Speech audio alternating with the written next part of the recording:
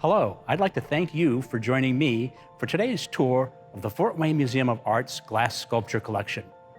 Glass sculpture is important in American art because it's a new medium, only 58 years old this year, and glass, unlike steel or stone or bronze, is so much more malleable and so much more light-friendly in the way it takes light in and the way it sends light back to you. It's very visually compelling, and it stirs everyone's soul.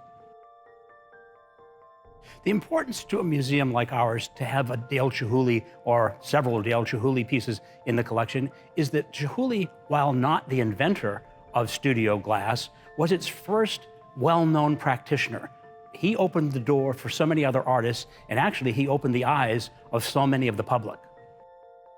Inspired to use all 300 colors in his hot shop, Chihuly employs unique color combinations with the macchia series. Macchia is the Italian word for spot, and with these colors, he creates dazzling speckled effects. Chihuly pushes the possibilities of scale to create pieces up to 4 feet in diameter, accepting the nature of the slumping molten glass to achieve organic forms that remind us of life under the sea. And here we have the crown jewel of the museum's Chihuly collection, Lilly Gold, a piece I was able to acquire at auction 5 years ago. Lilly Gold Chandelier is a remarkable sculpture composed of 100 glass tendrils blown by hand by the Chihuly team. Each unique tendril is flecked with gold leaf, adding luminosity to this sculpture that is designed to move subtly in the air. Once again, Chihuly challenges the properties of molten glass by coaxing it to come alive with dynamic movement and graceful curves. This small sculpture is historically the most important piece in the museum's entire collection of glass. It was created by Harvey Littleton, the father of studio glass.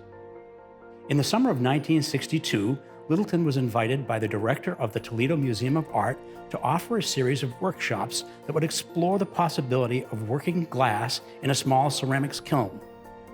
There, he met Dominic Labino, a glass research scientist.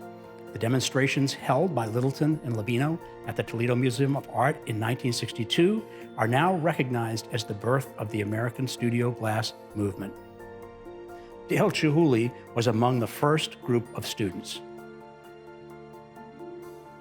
This monumental piece, Taking Off, was created by the Czech artist duo Lebensky and Brichtova.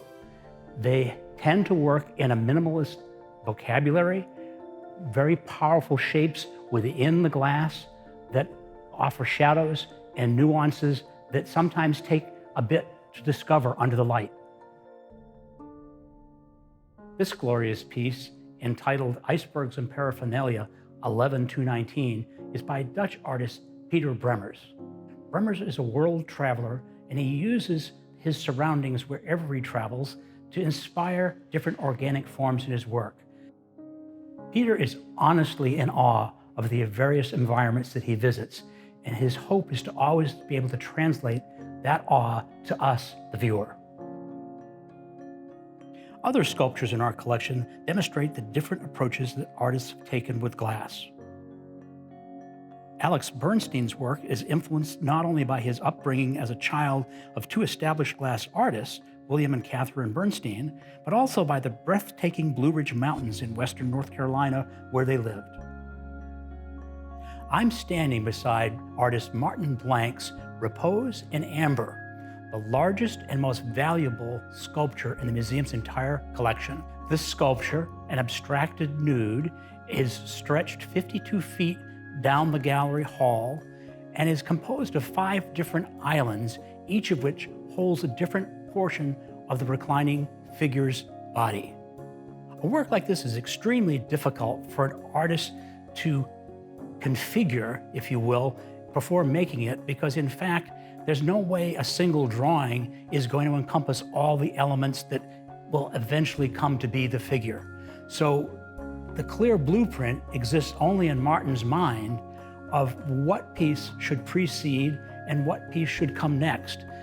He has to keep checking that with what he's seeing at his hands to find out whether or not this section is going to fit with the next.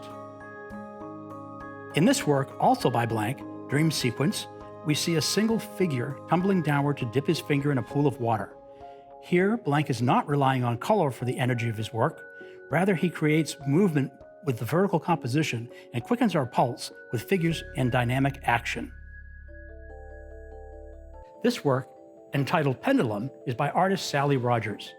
Rogers is something of a boundary pusher in that she doesn't work with glass alone. She works with glass and steel and wood and other natural elements to create her own unique personal statement.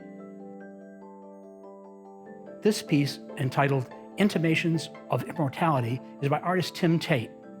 Tate is another of those artists who love to break the boundaries of whatever medium he's working in. He has to feel comfortable that he can surf the boundaries of what's acceptable and what's not acceptable in terms of his artistic medium to be happy. The particular piece we're looking at implies the infinity related to immortality through the use of those mirrors that take us back seemingly through the depths of the walls of this building. It's an exciting piece and probably is the single most piece that stops people in their tracks right at this point in the museum. This grand sculpture, entitled Rhodia's Tower, was created by American-French artist Stephen Wynn. The sculpture is a gift of American collectors Daniel Greenberg and Susan Steinhauer and was previously installed in their Electro Rent headquarters in Van Nuys, California. The inspiration for this sculpture comes from Lynn's fascination with artists who've devoted their lives to a single project, like the maker of Rhodia's Tower in Los Angeles. Simone Rhodia was an Italian immigrant tile setter who from 1921 to 1954 single-handedly built 8 closely standing towers on land that he owned in the Watts neighborhood of LA. The towers were constructed of cement and rebar with pieces of broken glass and ceramics embedded in the cement to make the mosaics.